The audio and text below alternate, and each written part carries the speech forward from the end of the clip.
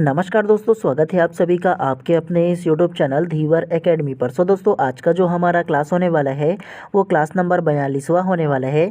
और आज की क्लास का जो हमारा विषय रहने वाला है वो बाल विकास, जिसे आप लोग सीडीपी के नाम से जानते हो। और आज की क्लास का जो हमारा टॉपिक रहने वाला है वो बुद्धि मापन एवं बुद्धि परीक्षण के बारे में जानेंगे। ठीक है, तो सबसे पहले आप लोगों को बता दूँ, पिछले क्लास में आप लोगों को ना बुद्धि परीक्षण के जनक के बारे में आप लोगों को बताया था ना। और आज की क्लास में हम लोग ना बुद्धि मापन मतलब ना बुद्धि को किस किस प्रकार से मापा गया है, उसकी परीक्षण ना किस प्रकार से किया गया है, हम लोग ना मैराथन क्लास के माध्यम से जानेंगे। तो सबसे पहले आप लोगों को ना मैं थोड़ा सा थ्योरी पढ़ा दूँ, बुद्धि मापन को ना किस मनोवैज्ञानिक ने ना कितना कितना तरीके से बांटा गया है इसके बारे में जान लेते हैं। उसके बाद आप लोगों को ना मैराथन क्लास के माध्यम से मतलब अलग अलग को प्रकार के ना क्वेश्चन के माध्यम से हम लोग जानेंगे और अच्छे से आप लोगों को मैं समझाते हुए भी चलूँगा। ठीक है, तो सबसे पहले आप लोग ध्यान से ये जो टेबल दिया है ना उसको आप लोग ध्यान से पढ़िएगा। उसके अलावा चाहो तो स्क्रीनशॉट ले लेना, अदरवाइज ना मैं अपने टेलीग्राम चैनल पर इसका पूरा पीडीएफ डाल दूंगा, तो जा करके सर्च भी कर सकते हो बाय एमडी धीवर करके। उसके अलावा वीडियो के डिस्क्रिप्शन बॉक्स पर मेरा जो टेलीग्राम चैनल का लिंक है उसको डाल दूंगा, तो वहाँ से भी आप लोग डाउनलोड कर सकते हो। ठीक है, तो सबसे पहले देखो बुद्धि लब्धि की सीमाएँ करके दिया है, तो ये बुद्धि लब्धि की सीमा दिया है। ठीक है, दूसरा इसका प्रतिशत दिया है कि कितने बुद्धि लब्धि वाले बालक का कितना प्रतिशत जो ना पाया जाता है ये दिया गया है, उसका जो वर्ग है वो। और उसके अलावा लास्ट में वर्ग करके दिया है कि वो क्या कहलाता है। मतलब यह है कि मान के चलो 140 से अधिक होगा तो दुनिया में 1% ऐसे लोग होंगे जिनका ना 140 से अधिक बुद्धि लब्धि वाला बालक होगा और वो क्या कहलाएगा, प्रतिभाशाली कहलाएगा। तो ऐसे आप लोगों को पढ़ना है। ठीक है, सबसे पहले ना हम लोग क्या करेंगे, नीचे से स्टार्ट करेंगे, तो आप लोगों को क्या करना है अच्छे से समझ में आएगा। ठीक है, सबसे पहला को ध्यानपूर्वक देखिएगा। जिन बालकों का बुद्धि लब्धि 71 से कम होगा वो जड़ बुद्धि लब्धि वाला बालक कहलाएगा। और संसार में केवल 1% जो लोग हैं ना जिनका बुद्धि लब्धि 71 से कम है। ठीक है, उसके अलावा दूसरा को पढ़िए 71 से 80, जिनका बुद्धि लब्धि 71 से 80 के बीच होगा वो अल्प बुद्धि वाला बालक कहलाएगा। और संसार में 5% लोग जो है ना वो अल्प बुद्धि लब्धि वाले बालक पाए जाते हैं। उसके अलावा तीसरा 81 से 90, तो जिनका बुद्धि लब्धि 81 से 90 होगा वो मंद बुद्धि वाला बालक कहलाएगा। और ये ना 14% पाया जाता है, संसार में ऐसे व्यक्ति हैं उनको। उसके अलावा चौथा देखिए 91 से 110, तो 91 से 110 वाले जिनका बुद्धि लब्धि होगा वो सामान्य बुद्धि लब्धि कहलाएगा, एवरेज कहलाएगा। और संसार में 60% तक की जो लोग होते हैं, जो व्यक्ति होते हैं ना, उनका जो बुद्धि लब्धि है वो 91 से 110 पाया जाता है और सामान्य बुद्धि के वो लोग रहते हैं। तो ये सबसे ज़्यादा पाया जाता है 60% तक की। ठीक है, उसके अलावा 111 से लेकर के 120, तो जिनका ना बुद्धि लब्धि 111 से लेकर के 120 तक की होगा वो तीव्र बुद्धि वाला बालक कहलाएगा, एबो एवरेज वाला क्या कहलाएगा, व्यक्ति कहलाएगा। और संसार में 14% जो लोग हैं ना उनकी ना जो बुद्धि लब्धि है वो 111 से लेकर के 120 के बीच पाया जाता है। तो इन तमाम चीज़ों को आप लोगों को नोट करके रखना है आप लोगों को। ठीक है, इसके अलावा 121 से 140, तो जिन व्यक्तियों का बुद्धि लब्धि 121 से 140 के बीच होगा वो प्रखर बुद्धि सुपीरियर कहलाएगा। और ये संसार में 5% लोगों में ही पाया जाता है। उसके अलावा लास्ट में देखो 140 से अधिक, तो जिन व्यक्तियों का 140 से अधिक बुद्धि लब्धि पाया जाता है वो प्रतिभाशाली मतलब जीनियस कहलाता है। और संसार में केवल 1% ऐसे लोग होते हैं जो प्रतिभाशाली व्यक्ति होते हैं जिनकी बुद्धि लब्धि 140 से अधिक होता है। तो ये तमाम जो बुद्धि लब्धि की सीमाएं हैं ना उसको याद रखना है। और किस बुद्धि लब्धि वाले बालक को क्या कहते हैं ये पूछा जाता है एग्जाम में। आप लोगों से पूछ दिया जाएगा कि 111 से 120 के बीच जिनकी बुद्धि लब्धि होगा वो क्या कहलाएगा। ऑप्शन दे दिया जाएगा प्रतिभाशाली, ऑप्शन बी दे दिया जाएगा प्रखर, ऑप्शन सी तीव्र बुद्धि और ऑप्शन डी सामान्य। तो आप लोगों को ना याद रखना है कि किस बुद्धि लब्धि वाले बालक को ना क्या कहते हैं ये पूछा जाता है जनरली हमेशा। तो ये चीज़ आप लोगों को याद रखना है। चाहो तो स्क्रीनशॉट ले लो, अदरवाइज ना मैं अपने टेलीग्राम चैनल पर इसका जो पीडीएफ है वो डाल दूंगा, तो वहाँ से आप लोगों को पढ़ना है। ठीक है, चलिए अब हम लोग ना प्रश्नों को पढ़ते हुए चलते हैं। अब ध्यानपूर्वक आप लोगों को पढ़ना है। ठीक है, और आप लोगों को ट्राई करना है कि मेरे आंसर लेने से पहले आप लोगों को खुद आंसर लेना है, क्योंकि एग्ज़ाम सेंटर में कोई भी आप लोगों का सिंगल नंबर का भी मदद करने वाला नहीं है। जो आप आंसर लोगे उसके आधार पर ही आप लोगों का नंबर मिलने वाला है।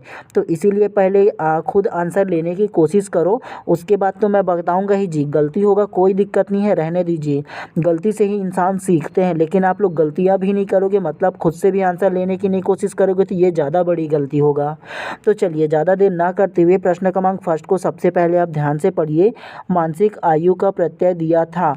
ऑप्शन ए बीने साइमन ने, ऑप्शन बी स्टर्न ने, ऑप्शन सी टर्मन ने या ऑप्शन डी सिरिल बर्ट ने।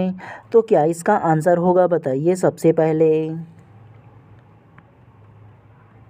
तो प्रश्न क्रमांक 1 का जो करेक्ट आंसर है वो ऑप्शन नंबर ए बीने साइमन ने करेक्ट हो जाएगा। कैसे? मानसिक आयु का प्रत्यय दिया, तो मानसिक आयु का प्रत्यय जो दिया था वो बीने साइमन ने दिया था, यह आप लोगों को याद रखना है। और मानसिक आयु के प्रत्यय के बारे में अगर आप लोगों को थोड़ा सा डिटेल में बताऊँ ना, तो फ्रांसीसी मनोवैज्ञानिक एल्फ्रेड बीने, कौन? तो फ्रांसीसी मनोवैज्ञानिक एल्फ्रेड बीने और उसके जो सहयोगी करता है वो साइमन थे। तो इन दोनों ने मिल करके 1905 में, कब? तो इन दोनों ने मिल करके 1905 में ना जो बुद्धि का परीक्षण किया था। क्या? तो व्यवहारिक बुद्धि बोल लो या बुद्धि का परीक्षण किया था। तो बुद्धि के जन्मदाता या बुद्धि के ना मानसिक आयु के प्रत्यय जो दिया था ना वो बीने साइमन ने मिल करके दिया था। जब पूछा जाए आप लोगों से प्रश्न कि बुद्धि के प्रथम प्रयोगकर्ता कौन है या बुद्धि के जनक कौन है, तो आप लोगों को बीने को लेना है। ठीक है, बीने साइमन दोनों एक साथ रहना, तो बीने साइमन दोनों को एक साथ लेना। और 1905 में उन्होंने बुद्धि का परीक्षण किया था। तो ये आप लोगों को याद रखना है, वेरी वेरी इंपॉर्टेंट है ऐसे प्रश्न। ठीक है, तो इस प्रकार से प्रश्न क्रमांक 1 का जो करेक्ट आंसर होगा ना ऑप्शन नंबर ए बीने साइमन करेक्ट हो जाएगा। 1905 में पहली बार बुद्धि का परीक्षण किया था। चलिए नेक्स्ट प्रश्न को पढ़ते हुए चलते हैं इसी प्रकार से। चलिए प्रश्न क्रमांक 2 को अब ध्यान से पढ़िए। मानसिक आयु के प्रत्यय का सर्वप्रथम प्रयोग दिया था। Option A Thorndike, option B Guilford, option C Spearman या ऑप्शन डी बीने साइमन। तो क्या इसका आंसर होगा? तो प्रश्न क्रमांक 2 का जो करेक्ट आंसर है वो option number D Binet Simon correct हो जाएगा। कैसे? मानसिक आयु के प्रत्यय का सर्वप्रथम प्रयोग किया, तो मानसिक आयु के प्रत्यय का प्रयोग किया वो बीने साइमन है। जिस प्रकार से प्रश्न क्रमांक 1 था सेम उसी प्रकार से प्रश्न क्रमांक 2 भी है। थोड़ा सा प्रश्न का ना जो बोलने का तरीका है उसको घुमा दिया है। ठीक है, चाहे अगर मानसिक आयु बोला जाए, चाहे वो बुद्धि लब्धि के परीक्षण बोला जाए या बुद्धि के प्रयोगकर्ता बोला जाए, आप लोगों को बीने साइमन को लेना है। 1905 में इन्होंने प्रयोग किया था, तो ये आप लोगों को लेना है। ठीक है, उसके अलावा ऑप्शन नंबर ए थॉर्नडाइक के बारे में आप लोगों को मैंने अपने पिछले क्लास में बताया था ना कि थॉर्नडाइक ने किस सिद्धांत का प्रतिपादन किया था, तो वो बहुकारक सिद्धांत या बहुकारक बुद्धि का सिद्धांत का प्रतिपादन किया था थॉर्नडाइक ने। और याद करने का तरीका आप लोगों को मैंने क्या बताया था, किसका बहु आया हुआ था, तो थॉर्नडाइक का बहु आया हुआ था। क्योंकि थॉर्नडाइक के उसके बेटे का जो रवैया है वो बिगड़ गया था, इसलिए थॉर्नडाइक ने अपने बेटे की शादी कर दिया और शादी कर दिया तो बहू आ गया। तो किसका बहू आया हुआ था, तो थॉर्नडाइक का बहू आया हुआ था। बहू से आप लोगों को क्या लेना है, बहुकारकवाद का सिद्धांत लेना है या उसके अलावा बहुकारक बुद्धि का सिद्धांत लेना है। तो किसने दिया था, तो थॉर्नडाइक ने दिया था, ऐसे आप लोगों को याद रखना है। उसके अलावा ऑप्शन नंबर सी स्पीयरमैन के बारे में आप लोगों को बताया था ना कि स्पीयरमैन को क्या लेना है, स्पाइडरमैन लेना है। और आप लोगों को बताया था ना कि स्पीयरमैन या स्पाइडरमैन ने क्या क्या सिद्धांत दिया था, द्विकारक बुद्धि का सिद्धांत दिया था और त्रिकारक बुद्धि का सिद्धांत दिया था। बताया था ना कि स्पाइडरमैन का एक तरफ लेफ्ट साइड बुद्धि है और एक राइट साइड बुद्धि है, दो प्रकार की इसकी बुद्धि है। तो इसको क्या बोलते हैं, द्विकारक बुद्धि का सिद्धांत और त्रिकारक बुद्धि का सिद्धांत। किसने दिया था, तो वो स्पाइडरमैन ने अर्थात स्पीयरमैन ने दिया था। आप लोगों को याद रखने के लिए बोला था ना। उसके अलावा ऑप्शन नंबर बी गिलफोर्ड के बारे में आप लोगों को बताया था ना कि गिलफोर्ड है ना कौन सा सिद्धांत दिया था, तो गिलफोर्ड ने जो सिद्धांत दिया था वो बुद्धि की संरचना का सिद्धांत दिया था या त्रिआयामी सिद्धांत दिया था, आप लोगों को बताया था ना। और याद रखने का तरीका आप लोगों को क्या बताया था, आप लोगों को मैं इस प्रकार से पढ़ने के लिए बोला था कि अगर आप लोग ना या तो उसके सिद्धांत को देखो या केवल आप लोग ना उस मनोवैज्ञानिक के नाम को देखो, तो आप लोगों को याद रहना चाहिए कि थॉर्नडाइक ने क्या दिया था, तो वो बहुकारक सिद्धांत दिया था। केवल आप लोग नाम को देखो और उसका जो सिद्धांत है वो याद होना चाहिए, ऐसे आप लोगों को पढ़ते हुए चलना है। या तो आप लोग सिद्धांत को देख करके मनोवैज्ञानिक है उसके नाम को याद रखो, या उसके अलावा नाम को देख करके सीधा उसके जो सिद्धांत है वो याद आने चाहिए। तो इस प्रकार से पढ़ोगे ना तो ईजिली आप लोगों को याद आएगा। कैसे याद रहेगा, तो थोड़ा सा देखो, आप लोगों ने थॉर्नडाइक का नाम पढ़ा, थॉर्नडाइक के नाम को पढ़कर आप लोगों को दिमाग में एक चीज़ क्लिक करेगा, क्या, तो किसका बहू आया हुआ था, तो थॉर्नडाइक का बहू आया हुआ था। मैंने आप लोगों को बताया था ना, तो ऐसे जो अलग टाइप से जो वाक्य बताया ना वो आप लोगों के माइंड में क्लिक करेगा। तो इसीलिए थोड़ा सा अलग टाइप से आप लोगों को बताने की कोशिश करता हूँ। उसी प्रकार से स्पीयरमैन है, तो स्पीयरमैन को को देखोगे ना तो आप लोगों को क्या याद आएगा, स्पाइडरमैन। और स्पाइडरमैन के बारे में आप लोगों को बताया था कि उसका एक तरफ लेफ्ट साइड बुद्धि है और एक तरफ राइट साइड बुद्धि है, मतलब दो प्रकार की बुद्धि है। तो क्या क्या बुद्धि है, तो द्विकारक बुद्धि और त्रिकारक बुद्धि है। ऐसे आप लोगों को समझ में आएगा कि नहीं, है ना। और गिलफोर्ड के बारे में आप लोगों को बताया था ना कि वो बुद्धि की संरचनावाद का सिद्धांत दिया था, बताया था ना आप लोगों को। ऐसे आप लोगों को याद रखना है, भले ही लेट लगे लेकिन आप लोग समझने पर जोर दीजिए। सीडीपी एक ऐसा सब्जेक्ट है, रटोगे तो कोई मतलब नहीं होगा, ठीक है। तो इसलिए मैं आप लोगों को समझाने की कोशिश करता हूँ। अब नेक्स्ट प्रश्न को पढ़ते हुए चलते हैं इसी प्रकार से। चलिए प्रश्न क्रमांक 3 को अब ध्यान से पढ़िए। किसने सबसे पहले बुद्धि परीक्षण का निर्माण किया? Option A David Wechsler, option B Alfred Binet, option C Charles Edward Spearman या ऑप्शन डी रॉबर्ट स्टर्नबर्ग। तो क्या इसका आंसर होगा? तो प्रश्न क्रमांक 3 का जो करेक्ट आंसर है ना वो आप लोगों का ऑप्शन नंबर बी एल्फ्रेड बीने करेक्ट हो जाएगा। कैसे? किसने सबसे पहले बुद्धि परीक्षण का निर्माण किया? बुद्धि परीक्षण का बोला है जी, पहले बुद्धि परीक्षण का। तो आप लोगों को बताया ना कि एल्फ्रेड बीने वो व्यक्ति है जिन्होंने 1905 में सबसे पहला बुद्धि परीक्षण किया था। तो आप लोगों को याद रखना है एल्फ्रेड बीने के बारे में, ठीक है। और उसके जो सहयोगी थे वो साइमन थे। तो ये दोनों को आप लोगों को याद रखना है। सेम प्रश्न है लेकिन घुमा घुमा करके किस प्रकार से पूछा जा सकता है ये आप लोगों को आइडिया रह सके, ठीक है। चलिए अब ज़्यादा देर ना करते हुए ना चौथा प्रश्न को पढ़ते हैं। तो प्रश्न क्रमांक 4 को ध्यान से पढ़िए। आधार आयु निम्न में से किसके मापन से संबंधित है? ऑप्शन ए रुचि, ऑप्शन बी व्यक्तित्व, ऑप्शन सी बुद्धि या ऑप्शन डी अवधारणा। तो क्या इसका आंसर होगा? तो प्रश्न क्रमांक 4 का जो करेक्ट आंसर होगा ना ऑप्शन नंबर सी बुद्धि करेक्ट हो जाएगा। कैसे? आधार आयु निम्न में से किसके मापन से संबंधित है? तो आधार आयु जो मापन से संबंधित है ना वो बुद्धि मापन से ही संबंधित है ना जी, है। तो इस प्रकार से प्रश्न क्रमांक 4 का जो करेक्ट आंसर होगा ना ऑप्शन नंबर सी बुद्धि जो है वो करेक्ट हो जाएगा। आधार आयु का मापन मतलब हम लोग आयु का मापन किसके आधार पर कर रहे हैं? बुद्धि के आधार पर ही ना कर रहे हैं कि इतने से इतने एज वाले को ये बोला जाएगा, इतने से इतने एज वाले को ये बोला जाएगा। अलग अलग तरीके से हम लोगों ने पढ़ा ना शुरुआती में। चलिए नेक्स्ट प्रश्न को पढ़ते हुए चलते हैं अब। चलिए प्रश्न क्रमांक 5 को ध्यान से पढ़िए। बुद्धि लब्धि संप्रत्यय विकसित किया? ऑप्शन ए बीने ने, ऑप्शन बी रीड ने, ऑप्शन सी टर्मन ने या ऑप्शन डी कैटल ने। तो क्या इसका आंसर होगा? तो प्रश्न क्रमांक 5 का जो करेक्ट आंसर होगा ना वो आप लोगों का ऑप्शन नंबर सी टर्मन ने करेक्ट हो जाएगा। कैसे? बुद्धि लब्धि संप्रत्यय विकसित किया। बुद्धि लब्धि संप्रत्यय कहने का मतलब यह है कि शुरुआती में क्लास में आप लोगों को एक टेबल बताया था ना कि किस बुद्धि लब्धि वाले बालक को क्या कहते हैं। जैसे कि आप लोगों को बताया था ना कि 71 से कम बुद्धि लब्धि वाले बालक को जड़ बुद्धि कहते हैं। 71 से 80 के बीच जो बालक रहेगा वो अल्प बुद्धि वाला कहलाता है। 81 से 90 के बीच रहेगा उसे मंद बुद्धि कहते हैं। 91 से 110 के बीच रहेगा उसको सामान्य बुद्धि कहते हैं। तो ये जो टेबल बनाया था उससे किसने बनाया था ये बताओ ना। तो वो टर्मन नामक मनोवैज्ञानिक ने बनाया था, ये आप लोगों को याद रखना है। और ये जो प्रश्न है वो सेम टू सेम वही बोला है। बुद्धि लब्धि संप्रत्यय विकसित किया, तो बुद्धि लब्धि का जो संप्रत्यय है विकसित किया जो टेबल बनाया है वो टर्मन ने बनाया है। ये चीज़ आप लोगों को नोट करके रखना है।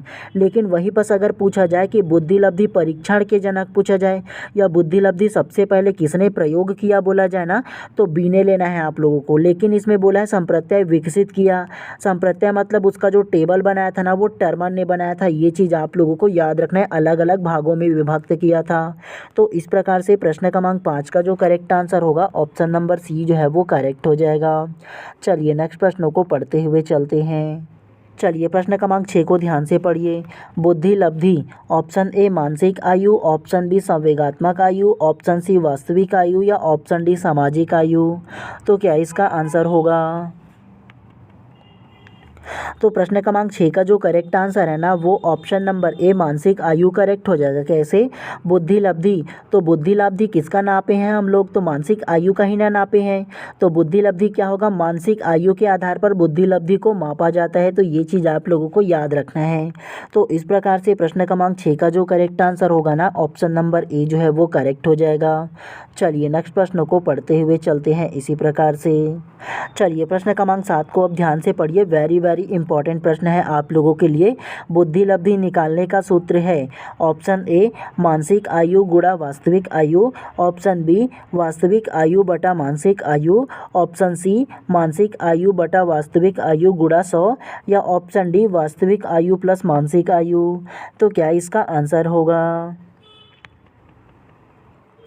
तो प्रश्न क्रमांक 7 का जो करेक्ट आंसर है ना ऑप्शन नंबर सी जो है वो करेक्ट हो जाएगा।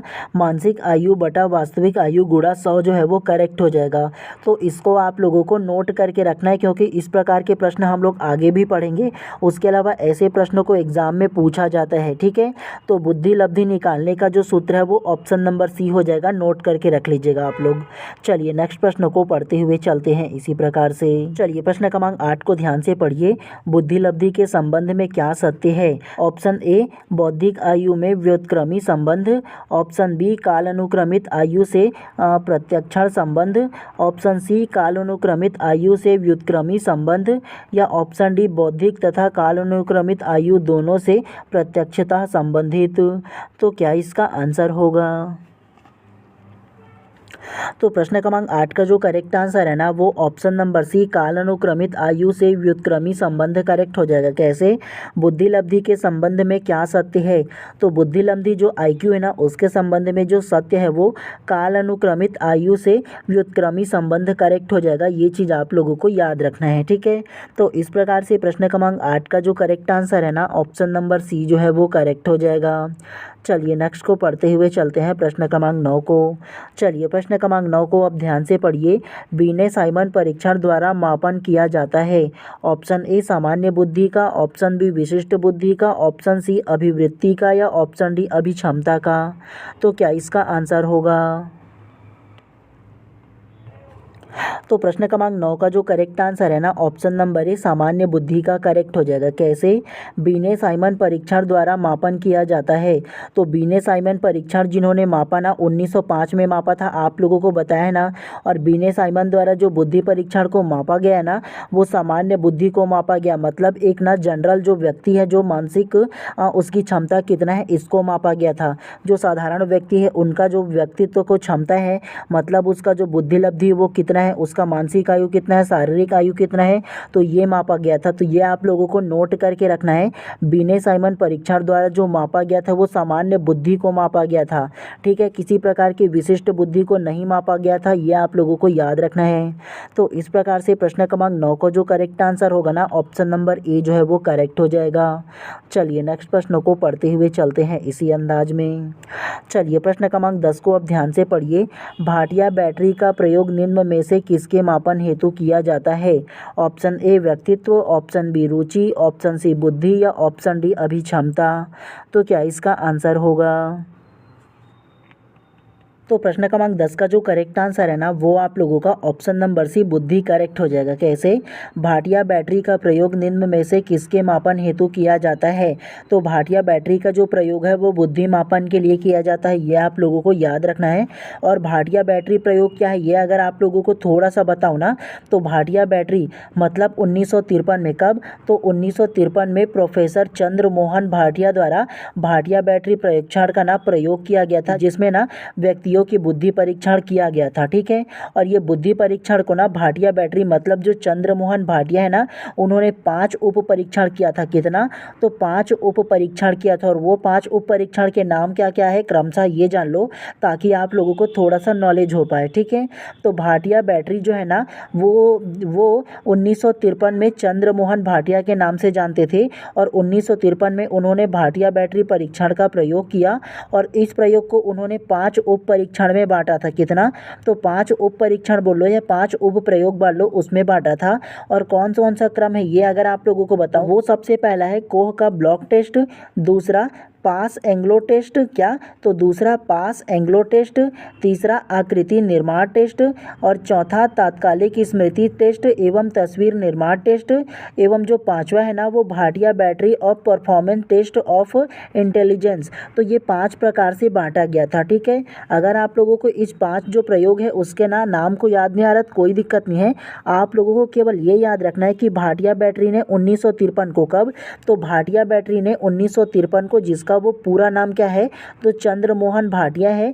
तो उन्होंने ना 1953 को क्या किया था, सामान्य बुद्धि परीक्षण किया था और इसको 5 उपभागों में बांटा गया था। केवल इतना याद रखना है आप लोगों को। तो इस प्रकार से प्रश्न क्रमांक 10 का जो करेक्ट आंसर होगा ना, ऑप्शन नंबर सी जो है वो करेक्ट हो जाएगा। ठीक है, चलिए नेक्स्ट प्रश्न को पढ़ते हुए चलते हैं इसी प्रकार से। चलिए प्रश्न क्रमांक 11 को अब ध्यान से पढ़िए। बुद्धि मापन की भाटिया बैटरी परीक्षण में है ऑप्शन ए 5 उप परीक्षण, ऑप्शन बी 8 उप परीक्षण, ऑप्शन सी 4 उप परीक्षण या ऑप्शन डी 7 उप परीक्षण। तो क्या इसका आंसर होगा? तो प्रश्न क्रमांक 11 का जो करेक्ट आंसर है ना, वो आप लोगों का ऑप्शन नंबर ए 5 उप परीक्षण करेक्ट हो जाएगा। कैसे? बुद्धि मापन की भाटिया बैटरी परीक्षण में है। अभी आप लोगों को प्रश्न क्रमांक 10 में बताया था ना कि बुद्धि मापन की जो भाटिया बैटरी परीक्षण में वो 5 उप परीक्षण दिया था।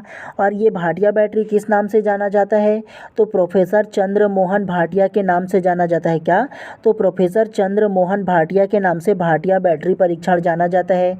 और 1953 में, कब? तो 1953 में उन्होंने ये जो परीक्षण है, बुद्धि का परीक्षण, वो दिया है भाटिया ने। तो ये चीज़ आप लोगों को याद रखने के लिए बोला था ना। और 5 उप परीक्षण में बांटा था। एक बार और बता दे रहा हूँ, उसके जो 5 उप परीक्षण है उनको याद रखना क्रमशः। कोह का ब्लॉक टेस्ट, क्या? तो सबसे पहला जो परीक्षण है वो कोह का ब्लॉक टेस्ट हो जाएगा। दूसरा जो होगा वो पास एंग्लो टेस्ट हो जाएगा। क्या? तो पास एंग्लो जो टेस्ट है वो हो जाएगा। तीसरा आकृति निर्माण टेस्ट हो जाएगा। चौथा तत्कालिक स्मृति टेस्ट हो जाएगा।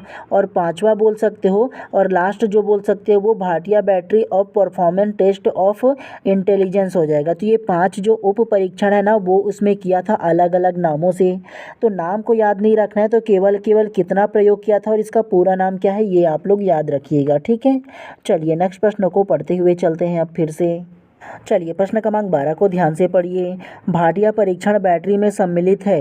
ये तो सेम प्रश्न हो गया जी। तो भाटिया बैटरी में सम्मिलित कितने होंगे? तो वो 5 उप परीक्षण करेक्ट हो जाएगा। सेम प्रश्न है, इसीलिए आप लोगों को बता दिया हूँ। ठीक है, चलिए नेक्स्ट प्रश्न को पढ़ते हुए चलते हैं इसी प्रकार से। चलिए प्रश्न क्रमांक 13 को ध्यान से पढ़िए। स्टैनफोर्ड बीने परीक्षण मापन करता है ऑप्शन ए व्यक्तित्व का, ऑप्शन बी पढ़ने की दक्षता का, ऑप्शन सी बुद्धि का या ऑप्शन डी उपयुक्त में से कोई नहीं। तो प्रश्न क्रमांक 13 का जो करेक्ट आंसर है ना, वो आप लोगों का ऑप्शन नंबर सी बुद्धि का करेक्ट हो जाएगा। कैसे? स्टैनफोर्ड बीने परीक्षण मापन करता है। तो स्टैनफोर्ड बीने जो है ना, वो परीक्षण करता है, वो बुद्धि का ही ना करता है जी। 1905 में उन्होंने बुद्धि का परीक्षण किया था ना, सबसे पहले किसकी सहायता से? तो वो साइमन की सहायता से। और बीने साइमन बुद्धि परीक्षण के नाम से भी जाना जाता है ये।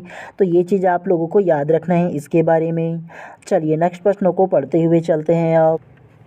चलिए प्रश्न क्रमांक 14 को ध्यान से पढ़िए अब। किस बुद्धि लब्धि स्तर का बालक सामान्य बुद्धि वाला कहलाता है? ऑप्शन ए 70 से 79, ऑप्शन बी 80 से 89, ऑप्शन सी 90 से 109 या ऑप्शन डी 110 से 119। तो क्या इसका आंसर होगा? तो प्रश्न क्रमांक 14 का जो करेक्ट आंसर है ना, वो ऑप्शन नंबर सी 90 से 109 करेक्ट हो जाएगा। कैसे? किस बुद्धि लब्धि स्तर का बालक सामान्य बुद्धि वाला कहलाता है? तो 90 से 110 का हम लोगों ने पढ़ा था ना। तो 90 से 110 के बीच जितने भी बालकों का बुद्धि लब्धि होगा वो सामान्य बालक कहलाएगा। ये आप लोगों को याद रखना है इसके बारे में। उसके अलावा ऑप्शन नंबर ए 70 से 79, तो 70 से 79 के बीच जिनका बुद्धि लब्धि होगा ना, वो अल्प बुद्धि वाला बालक कहलाएगा।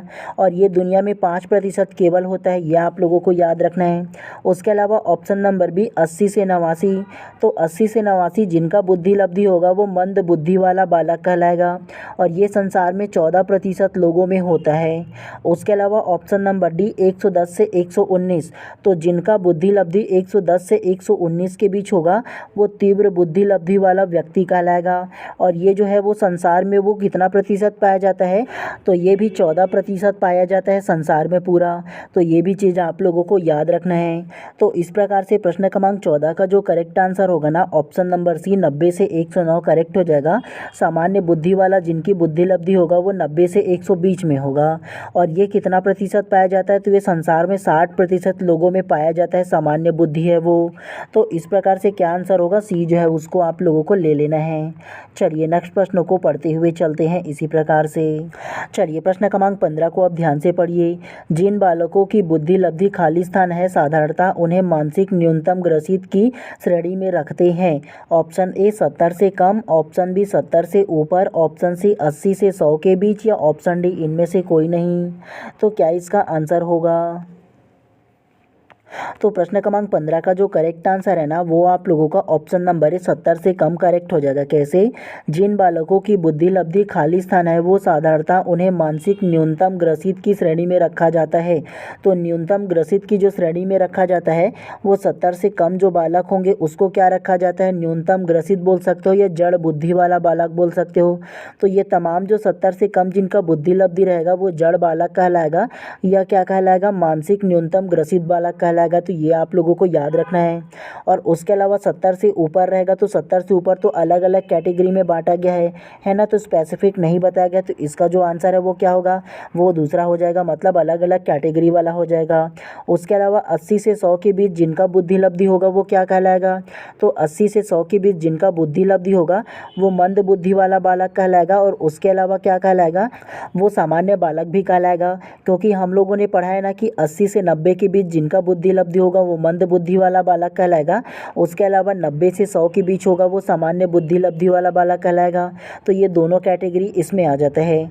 तो इस प्रकार से प्रश्न क्रमांक 15 का जो करेक्ट आंसर होगा ना ऑप्शन नंबर ए जो है वो करेक्ट हो जाएगा। चलिए नेक्स्ट को पढ़ते हुए चलते हैं। चलिए प्रश्न क्रमांक 16 को अब ध्यान से पढ़िए। ज्ञान के सभी विभिन्न मॉडलों उदाहरण समझना, याद रखना, अनदेखा करना, कल्पना करना, तर्क करना को शामिल करने के लिए सामान्यतः शब्द क्या है? ऑप्शन ए अनुभव, ऑप्शन बी बुद्धि, ऑप्शन सी समझ या ऑप्शन डी अनुभूति। तो क्या इसका आंसर होगा? तो प्रश्न क्रमांक 16 का जो करेक्ट आंसर होगा ना ऑप्शन नंबर डी अनुभूति करेक्ट हो जाएगा। कैसे? ज्ञान के सभी विभिन्न मॉडलों उदाहरण समझना, याद रखना, अनदेखा करना, कल्पना करना, तर्क करना को शामिल करने के लिए सामान्य शब्द क्या है? तो ये सारे चीज़ों के लिए जो एक शब्द होगा ना वो अनुभूति करेक्ट हो जाएगा। और अनुभूति का मतलब ये होता है कि हमारे अंदर में जो महसूस होता है हमारे ज्ञानेंद्रियों के माध्यम से ना कि मुझे इस चीज़ की अनुभूति हो रहा है, तो वो क्या कहलाएगा? अनुभूति के अंतर्गत ना अनदेखा करना, कल्पना करना, तर्क करना, समझना, याद रखना, इन तमाम प्रकार की जो जिज्ञासाएं हैं ना, इन तमाम प्रकार की जो है ना वो सारा चीज़ अनुभूति के अंतर्गत आ जाता है। ठीक है, तो इस प्रकार से प्रश्न क्रमांक 16 का जो करेक्ट आंसर होगा ना ऑप्शन नंबर डी जो है वो करेक्ट हो जाएगा। चलिए नेक्स्ट प्रश्न को पढ़ते हुए चलते हैं। चलिए प्रश्न क्रमांक 17 को अब ध्यान से पढ़िए। टरमैन के अनुसार 90 से 100 बुद्धि लब्धि का बालक माना जाता है। ऑप्शन ए मंद बुद्धि, ऑप्शन बी सामान्य बुद्धि, ऑप्शन सी श्रेष्ठ बुद्धि या ऑप्शन डी क्षीण बुद्धि। तो क्या इसका आंसर होगा? तो प्रश्न क्रमांक 17 का जो करेक्ट आंसर है ना वो ऑप्शन नंबर बी सामान्य बुद्धि करेक्ट हो जाएगा। कैसे? टरमैन के अनुसार 90 से 100 बुद्धि लब्धि का बालक माना जाता है। तो मैंने आप लोगों को बताया था ना जब टेबल पढ़ा रहा था बुद्धि लब्धि का उसमें, तो जिन बालकों की या जिस व्यक्ति का बुद्धि लब्धि 90 से 100 के बीच होगा वो सामान्य बुद्धि वाला क्या कहलाएगा? व्यक्ति कहलाएगा। और ये संसार में लगभग 60% तक पाया जाता है। आप लोगों को बताया था ना कि 60% जितने भी व्यक्ति ना उन सारे व्यक्तियों की सामान्य बुद्धि पाया जाता है जिसकी बुद्धि लब्धि 90 से 100 के बीच हो। उसके अलावा मंद बुद्धि किसे बोलेंगे? जिन बालकों की या जिस व्यक्ति की बुद्धि लब्धि ना 80 से लेकर के 90 के बीच में होगा उसे क्या बोलेंगे? हम लोग मंद बुद्धि वाला व्यक्ति कहेंगे। उसके अलावा श्रेष्ठ बुद्धि किसे बोलेंगे? तो श्रेष्ठ बुद्धि या तीव्र बुद्धि वाला बालक जो बोलेंगे ना वो 110 से 120 होगा। क्या? तो 110 से लेकर के 120 तक की उसका जो बुद्धि लब्धि है वो होगा। तो इस प्रकार से प्रश्न क्रमांक 17 का जो करेक्ट आंसर है ना ऑप्शन नंबर बी सामान्य बुद्धि करेक्ट हो जाएगा, क्योंकि बुद्धि लब्धि 90 से 100 के बीच होगा वो सामान्य बुद्धि वाला व्यक्ति हो जाएगा। चलिए नेक्स्ट प्रश्न को पढ़ते हुए चलते हैं। चलिए प्रश्न क्रमांक 18 को अब ध्यान से पढ़िए। पिछड़े बच्चों के लिए शैक्षिक लब्धि की अवधारणा किसने दी है? Option A Gordon, option B Sonnel, option C Burton Hall या ऑप्शन डी सिरिल बर्ट। तो क्या इसका आंसर हो सकता है? तो प्रश्न क्रमांक 18 का जो करेक्ट आंसर है option number D Cyril Burt correct हो जाएगा। कैसे? पिछड़े बच्चों के लिए शैक्षिक लब्धि की अवधारणा किसने दी है? तो पिछड़े बच्चों के लिए जो शैक्षिक लब्धि की अवधारणा है वो सिरिल बर्ट ने दिया था। और ये जो सिरिल बर्ट नामक मनोवैज्ञानिक है उन्होंने ये कहा था कि मान के चलो एक जो बच्चा है ना वो 5वीं कक्षा में पढ़ रहा है। कितना? तो एक जो बच्चा है वो 5वीं कक्षा में पढ़ रहा है, लेकिन उस बच्चे को ना 5वीं कक्षा से निकाल करके अगर 4थी कक्षा में भी उसका दाखिला कर दिया जाए तो वो 4थी के ना जो सिलेबस है उसको भी नहीं पढ़ पाएगा। मतलब उसका जो कार्य है उसको भी वो नहीं कर पाएगा, उसकी जो पुस्तक है उसको भी नहीं पढ़ पाएगा ना। तो ये बोला था उन्होंने। और इस प्रकार के जो बालक होंगे ना उसे पिछड़े बच्चों की ना श्रेणी में रखा था, शैक्षिक लब्धि की अवधारणा दिया था इसी प्रकार से उन्होंने बोल करके। तो ये आप लोगों को याद रखना है सिरिल बर्ट के अनुसार, ठीक है। और इसी प्रकार की जो अवधारणा है वो दिया था, तो ये आप लोगों को याद रख लेना है। तो इस प्रकार से प्रश्न क्रमांक 18 का जो करेक्ट आंसर होगा ना ऑप्शन नंबर डी जो है वो करेक्ट हो जाएगा। चलिए नेक्स्ट प्रश्नों को पढ़ते हुए चलते हैं। तो प्रश्न क्रमांक 19 को ध्यान से पढ़िए। एक बालक की मानसिक आयु 12 वर्ष और शारीरिक आयु 10 वर्ष है, उसका बुद्धि लब्धि होगा। Option A 120, option B 100, option C 22 या ऑप्शन डी 83। तो क्या इसका आंसर हो सकता है? तो प्रश्न क्रमांक 19 का जो करेक्ट आंसर है ना वो आप लोगों का ऑप्शन नंबर ए 120 करेक्ट हो जाएगा। कैसे? एक बालक की मानसिक आयु 12 वर्ष और शारीरिक आयु 10 वर्ष है, उसका बुद्धि लब्धि होगा। तो आप लोगों को ना इस प्रकार के प्रश्न को ना याद रखना है, वेरी वेरी इंपॉर्टेंट है। कैसे आप लोगों को इसकी ना जो बुद्धि लब्धि है वो निकालना है, तो ये आप लोगों को बताऊँ ना। तो सबसे पहले आप लोगों को मैंने एक जो सूत्र है वो लिखने के लिए बोला था ना। क्या सूत्र था वो? तो सबसे पहले आप लोगों को बोला था मानसिक आयु करके बोला था, और उसके अलावा बटा शारीरिक आयु बोला था, आप लोगों को याद होगा ना। तो मानसिक आयु बटा शारीरिक आयु और गुणा 100 करके आप लोगों को बताया था ना। तो ये सूत्र को पहले आप लोगों को नोट करके रखना है, ठीक है। उसके बाद इस प्रकार के अगर प्रश्न दिया जाए तो कैसे सॉल्व करोगे? सबसे पहला देखो मानसिक आयु, तो मानसिक आयु कितना है? 12 वर्ष। तो आप लोगों को क्या करना है, सबसे पहले ऊपर में ना 12 वर्ष ऐसे मानसिक आयु लिख लेना है, बटा है तो बटा फॉर्म रखना है। उसके बाद देखो नीचे में शारीरिक आयु दिया है, शारीरिक आयु कितना है? तो शारीरिक आयु इसका 10 वर्ष दिया है, तो नीचे में ऐसे 10 वर्ष लिख लो। उसके बाद देखो ये गुणा करके 100 है ना, तो यहाँ पास गुणा करो और उसके बाद 100 कर दो। तो ऐसा एक मैथमेटिक्स का क्या बनेगा, एक सीक्वेंस बन जाएगा, एक स्ट्रक्चर बन जाएगा। अब इसको कैसे सॉल्व करते हैं?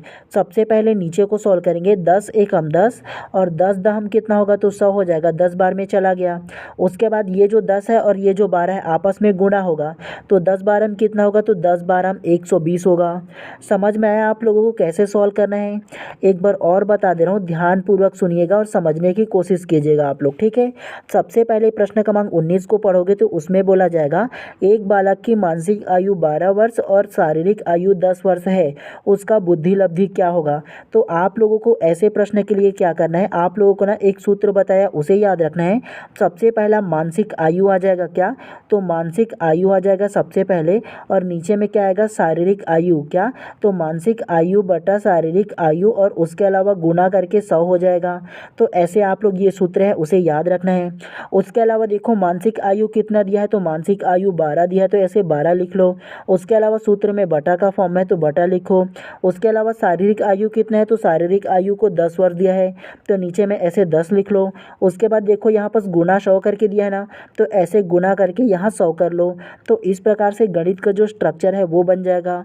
उसके अलावा इस प्रकार के स्ट्रक्चर को कैसे सॉल्व करते हैं, तो सबसे पहले नीचे को सॉल्व करते हैं। 10 एकम कितना होगा? 10, और 10 बार में ये जाएगा 10 दहम 100। अब ये बचा 10 और 12, तो 10 और 12 का आपस में गुणा होता है, तो 10 बार में कितना होगा? 120 हो जाएगा। है ना ईजी आप लोगों के लिए? ईजी तब होगा जब आप लोगों को ये सूत्र याद होगा, ठीक है। तो इस प्रकार से प्रश्न क्रमांक 19 का जो करेक्ट आंसर होगा ना ऑप्शन नंबर है 120 जो है वो करेक्ट हो जाएगा। एक बार आप लोग खुद से भी बना करके देखोगे ना तो अच्छे से आप लोगों को और समझ में आ जाएगा। चलिए प्रश्न क्रमांक 20 को अब ध्यान से पढ़िए। 16 वर्षीय बच्चा बुद्धि लब्धि परीक्षण में 75 अंक प्राप्त करता है, उसकी मानसिक आयु खाली स्थान वर्ष होगी। Option A 8, option B 14, option C 15 या ऑप्शन डी 12। तो क्या इसका आंसर होगा? तो प्रश्न क्रमांक 20 का जो करेक्ट आंसर है ऑप्शन नंबर डी 12 वर्ष करेक्ट हो जाएगा। कैसे? 16 वर्षीय बच्चा बुद्धि लब्धि परीक्षण में 75 अंक प्राप्त करता है, उसकी मानसिक आयु व खाली स्थान वर्ष होगी। तो मानसिक आयु को सीधा क्वेश्चन मार्क में दे दिया है। तो आप लोगों को इसको कैसे सॉल्व करना है? सबसे पहले आप लोगों को एक सूत्र बताया था ना कि बुद्धि लब्धि बताया था ना आप लोगों को क्या? तो सबसे पहले आप लोगों को बुद्धि लब्धि का सूत्र बताया था ना। तो सबसे पहले आप लोगों को क्या लिखना है? मानसिक आयु लिखना है। मानसिक आयु बटा शारीरिक आयु आप लोगों को लिखना है। ये लिख लिया, उसके बाद गुणा क्या करना है? 100 करना है। ऐसे आप लोगों का सूत्र हो गया। तो इसमें बुद्धि लब्धि सबसे पहले इसमें दिया है ना, तो बुद्धि लब्धि बच्चे का कितना है? तो वो 75 है। तो बुद्धि लब्धि के स्थान पर आप लोग सबसे पहले 75 ऐसे लिख लो, उसके बाद बराबर हो जाएगा। उसके बाद क्या होगा? मानसिक आयु, तो मानसिक आयु कितना दिया है? तो मानसिक आयु क्वेश्चन मार्क है ना, तो ये क्वेश्चन मार्क हो गया। उसके अलावा फिर उसका शारीरिक आयु कितना दिया है? तो उसका जो शारीरिक आयु है वो 16 वर्ष दिया है। तो यहाँ पर ऐसे 16 लिख लो, उसके बाद फिर गुणा 100 कर लोगे आप लोग, ऐसा स्ट्रक्चर बना लोगे। उसके बाद यहाँ पर क्वेश्चन मार्क है तो कैसे करोगे? ये जो 75 है जब पक्षांतर करेंगे तो क्या होगा? पक्षांतर करेंगे तो ये जो 75 है यहाँ पर आ जाएगा। तो उसको कैसे करोगे? तो सबसे पहले आप लोगों को इसे थोड़ा सा साफ कर दे रहा हूँ या इस तरफ बता दे रहा हूँ, ठीक है। यहाँ पर ऐसे थोड़ा सा डैश कर लो।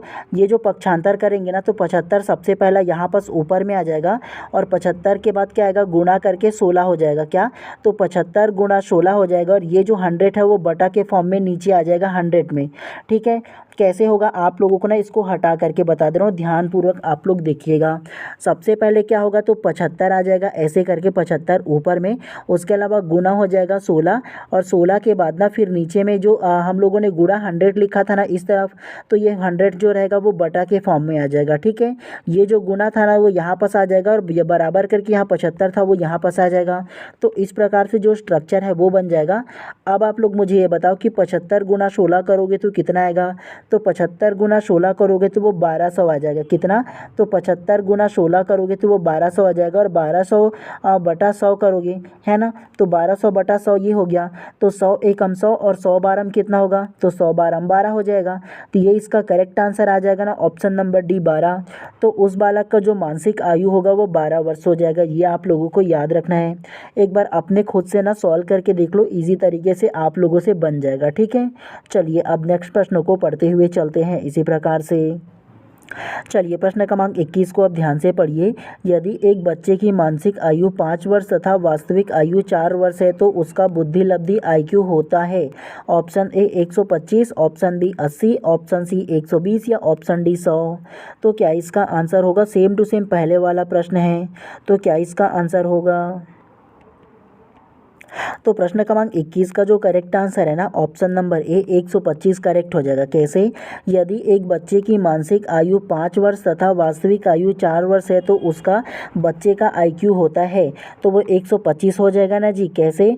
तो आप लोगों को बुद्धि लब्धि नापने का सूत्र क्या बताया हूँ अभी जस्ट। सबसे पहले क्या होगा? मानसिक आयु हो जाएगा। क्या?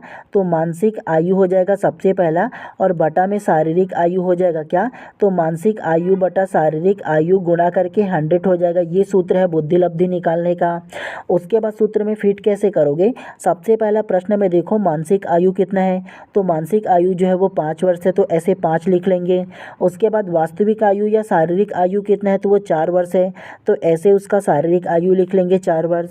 उसके बाद गुणा 100 हो तो ये ऐसे गुणा 100 करके इस प्रकार से गणित का जो स्ट्रक्चर है वो बना लेंगे। अब इसको सॉल्व कैसे करेंगे? नीचे से करेंगे। 4 एकम कितना होगा? 4 हो जाएगा और 4 कितने बार में 100 कटेगा? तो वो 25 बार में कटेगा। कितना? तो वो 25 बार में कट जाएगा। अब आप लोग मुझे ये बताओ कि 25 पंचे कितना होगा? तो 25 पंचे 125 हो जाएगा। एक बार और बता दे रहा हूँ, ध्यान से सुनिएगा, ठीक है। सबसे पहले अगर आप लोग देखोगे ना मानसिक आयु, तो मानसिक आयु 5 वर्ष है। उसके अलावा वास्तविक आयु या शारीरिक आयु कितना है? 4 वर्ष है। तो 5 और 4 कैसे आया? समझ में आना। और गुणा 100 कर दिया हम लोगों ने, क्योंकि यहाँ सूत्र में गुणा करके 100 था, इसीलिए ऐसा स्ट्रक्चर बन गया। उसके बाद नीचे से सॉल्व करेंगे। 4 एकम 4 हो जाएगा और 4 का पहाड़ा में कितने बार में जाएगा? 100। तो 4 के पहाड़ा में 25 बार में जाएगा, तो 4 25 हम कितना होगा? 100 हो जाएगा। अब ये हम लोगों को जो 25 प्राप्त हुआ ये आपस में गुणा के फॉर्म में है, तो गुणा हो जाएगा इन दोनों का, है ना। तो 25 पंचे कितना होगा? तो 25 पंचे 125 करेक्ट हो जाएगा। समझ में आया ये भी प्रश्न कैसे आया? चलिए नेक्स्ट प्रश्न को पढ़ते हुए चलते हैं इसी प्रकार से। चलिए प्रश्न क्रमांक 22 को आप ध्यान से पढ़िए। बहुबुद्धि के सिद्धांत के संदर्भ में एयरफोर्स पायलट बनने के लिए निम्नलिखित में से कौन सी बुद्धि की आवश्यकता है? ऑप्शन ए अंतःवैयक्तिक, ऑप्शन बी भाषिक, ऑप्शन सी गतिक या ऑप्शन डी अंतरावैयक्तिक। तो क्या इसका आंसर हो सकता है? तो प्रश्न क्रमांक 22 का जो करेक्ट आंसर है ना, ऑप्शन नंबर सी गतिक करेक्ट हो जाएगा। कैसे? बहुबुद्धि के सिद्धांत के संदर्भ में एयरफोर्स पायलट बनने के लिए निम्नलिखित में से कौन सी बुद्धि की आवश्यकता होता है? एयरफोर्स में पायलट बोला है जी, मतलब आप लोगों को किसी प्रकार के अगर प्लेन चलाना है, फाइटर जेट चलाना है, तो आप लोगों को क्या बुद्धि होना चाहिए? गतिक बुद्धि होना चाहिए ना जी। मतलब आपकी बुद्धि कितनी चलती है गतिक में, मतलब आप लोग स्पीड में चलोगे तो किस प्रकार की बुद्धि चाहिए होगा प्लेन चलाने के लिए? वो गतिक बुद्धि हो जाएगा। तो ये इसका करेक्ट आंसर हो जाएगा। चलिए नेक्स्ट प्रश्न को पढ़ते हुए चलते हैं इसी प्रकार से। चलिए प्रश्न क्रमांक 23 को आप ध्यान से पढ़िए। बहुधा बुद्धि सिद्धांत के अनुसार सभी प्रकार के पशुओं, खनिजों और पेड़ पौधों को पहचानने और वर्गीकृत करने की योग्यता खालिस्तान कहलाती है। ऑप्शन ए तार्किक गणितीय बुद्धि, ऑप्शन बी प्राकृतिक बुद्धि, ऑप्शन सी भाषिक बुद्धि या ऑप्शन डी स्थानिक बुद्धि। तो क्या इसका आंसर होगा? तो प्रश्न क्रमांक 23 का जो करेक्ट आंसर है ना, ऑप्शन नंबर बी प्राकृतिक बुद्धि करेक्ट हो जाएगा। कैसे? बहुधा बुद्धि सिद्धांत के अनुसार सभी प्रकार के पशुओं, खनिजों और पेड़ पौधों को पहचानने और वर्गीकृत करने की योग्यता कहलाती है। तो वो प्राकृतिक बुद्धि ना कहला जाएगी। जी हैं, प्राकृतिक बुद्धि के अंतर्गत पशुओं को पहचानना, खनिजों को पहचानना, पेड़ पौधे को पहचानना और वर्गीकृत करना। तो इस प्रकार की योग्यता जो है वो प्राकृतिक बुद्धि वाला ही ना पहचान सकता है।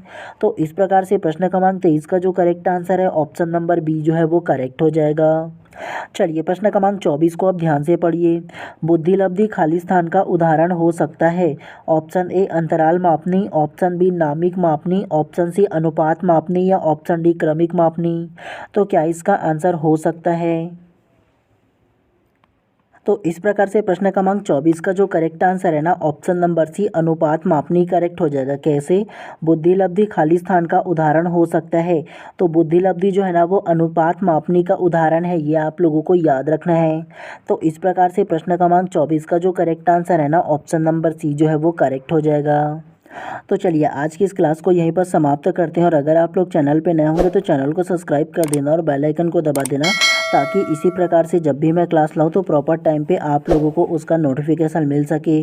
तो ज़्यादा जरूरी कि आप चैनल को सब्सक्राइब कर दीजिएगा। ठीक है, चलिए मिलते हैं इसी प्रकार से नेक्स्ट क्लास में। आप सभी लोगों का दिन शुभ एवं मंगलमय हो।